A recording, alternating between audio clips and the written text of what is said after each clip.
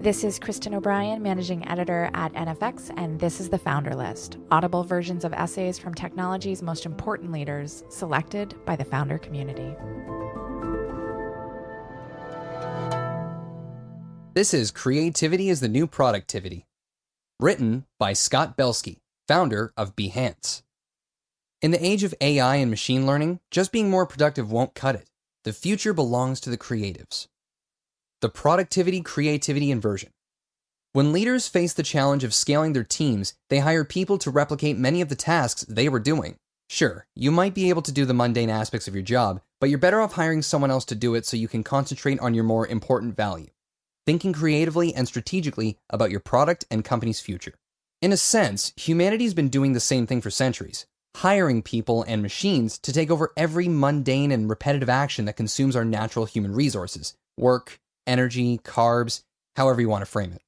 Sure, you could work half a day to get your crop to market, but if a truck will get you there in half an hour, you'll earn your revenue quicker and have more time to spend planning the next crop.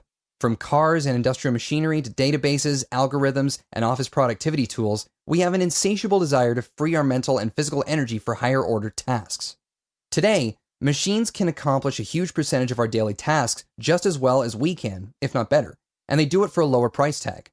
Obviously, this has led to serious negative ramifications for labor markets, but there's also an upside. We are finally freed up and disproportionately rewarded for doing something only humans can do: be creative. In the human productivity parabola, we now have passed the point, call it the productivity-creativity inversion, where machines, algorithms, robots, etc., have become a better investment for future productivity gains than humans. At this point, we as humans are better off spending our energy on creativity than on productivity. If productivity, previously scarce and valuable, is increasingly abundant and commoditized, then we must shift our investments from how we educate our children to how we plan our careers, to creativity, a truly scarce resource whose value is on the rise. To better understand this shift, it helps to analyze its three phases: the era of productivity scarcity, the era of productivity abundance, and the era of creativity. The era of productivity scarcity. There's a good reason parents traditionally shudder when their children tell them they want to be actors, painters, musicians, or filmmakers. On average, pursuing a career in the arts has been a losing proposition compared to getting paid for performing tasks. A day job completing essential tasks, as menial as they can be, was a secure job. During the era of productivity scarcity, productivity improvements allowed us to skip some tasks, but only so we could perform other tasks. Every productivity tool the cavemen crafted or the IT department deployed simply accomplished more with less effort and freed human energy to focus on higher order productivity. When Excel automated calculations, it saved us time on a calculator, but we just used that time to gather more data. Human productivity remained the precious resource, and the easiest path to reward was to complete more tasks. The era of productivity abundance. With the rise of technology and machines and algorithms of all kinds, we entered the era of productivity abundance, in which the precious resource of productivity has been mined and manufactured with such tremendous, and in some cases ruthless, efficiency that its value has plummeted. In some ways, technology's disruption of nearly every industry is a direct result of this new bounty on productivity that is disproportionately available to companies with technology at their center. During this era, deploying machines and computers is a better bet for increasing productivity than hiring and training people. Industry by industry, the returns from human energy spent on productivity may still outperform what we spend on creativity, but at a declining amount. This inflection, where human productivity is being devalued and repurposed as a result, has happened at different times for different industries. At the turn of the 20th century, no matter how fast a human could scurry down a street lighting gas lamps, they were inevitably going to lose that job when electrical lights became available. Today, no matter how quickly you can sort and organize data in Excel, you'll eventually be replaced by an algorithm that can do it cheaper and eventually better. We are in the tail end of this era, in which the smartest investment for improving productivity is always a machine or an algorithm. The era of creativity. This state of affairs can look like a dilemma, and for many people it will be, but it's also an opportunity. As every industry reaches this point, the most rewarding path for individuals will be focusing on creativity. While productivity is about squeezing all the value out of existing resources, creativity and creative thinking are about discovering new resources, creative problem solving that turns an obstacle into an advantage, inspiration that leads to a new product, creative reinvention that changes the course of your career. The transition to the era of creativity will undoubtedly be difficult for some people, as all economic shifts are. But in the end, it's a positive change for humankind. Being more productive can be satisfying, but ultimately it just makes you a more efficient cog in a faster machine. Being more creative, on the other hand, brings very different forms of fulfillment. Joy, self-discovery, creative expression, new ways of doing old things, connection to others. In economic terms, GDP in this area will measure more than just raw economic output. It will measure happiness. By no means is this shift happening across every industry at the same rate. I also recognize how few people in the world have the privilege or opportunity to pursue a solely creative career.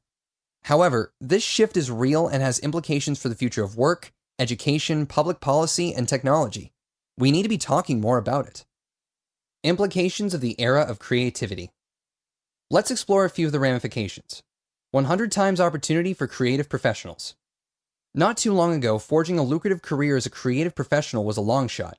You needed to know the right people, work with the right agency, get discovered by the right scout, and work your way up the ladder, with nepotism as a headwind. Even if you were lucky, you would seldom get attribution for your work. Big agencies and studios would take the credit and reap the new business that resulted from your brilliance. Your contributions would be largely obscured and thus commoditized. But everything is different now due to fundamental changes in distribution and attribution. Distribution. While distribution was once severely limited and controlled by the agencies, studios, galleries, and record companies of the world, the floodgates have opened. It is now easy to distribute your work for exposure, for credit, and at least some of the time for pay. Yes, the democratization of distribution can drive down prices, but it yanks open the aperture of opportunity. If you produce content that connects with people, no corporation or institution can keep them from it.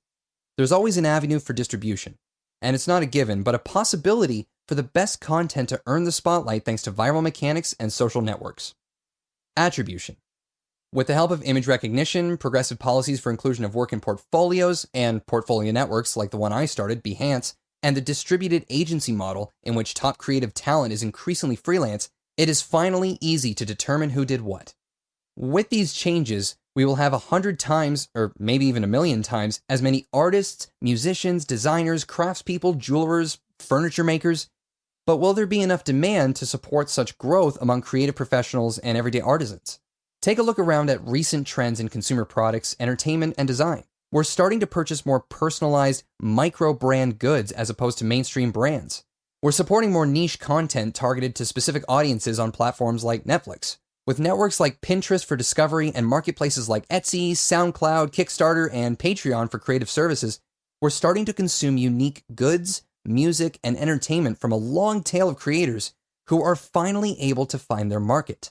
We're even starting to engage deeply in extremely niche creative communities. Demand is tilting toward a larger creative workforce. New startups and products. The opportunities in the era of creativity aren't limited to creative professionals. Everyone wants to stand out. Whether at work, at school, or on social media, the simple image or video doesn't cut it anymore. Office workers want better infographics and visuals to tell their story. Rather than just playing games and watching videos, the next generation of kids are creating videos on TikTok or building digital experiences in Fortnite. Every brand is publishing stories on Instagram or Snapchat that are crafted with unique fonts, colors, and other elements. Everyone is coming to realize that they have to be creative to outperform. And new products are lining up to help them do it.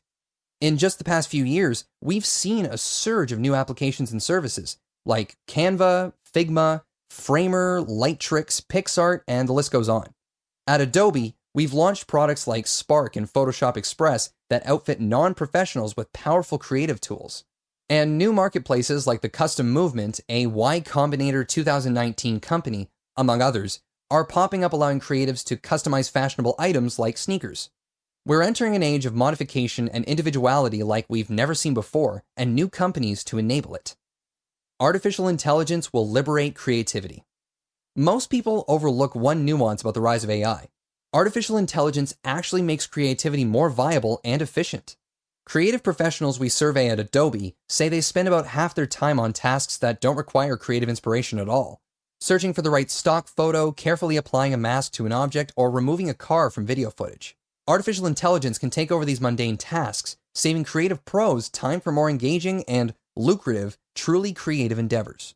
And for the rest of us non-pros, artificial intelligence will help us find the right font, create designs with sensibility for color and style we may lack, and translate or reformat our creations for different audiences and platforms automatically. So, while AI may replace many jobs, it also unlocks more creativity for professionals as well as the masses.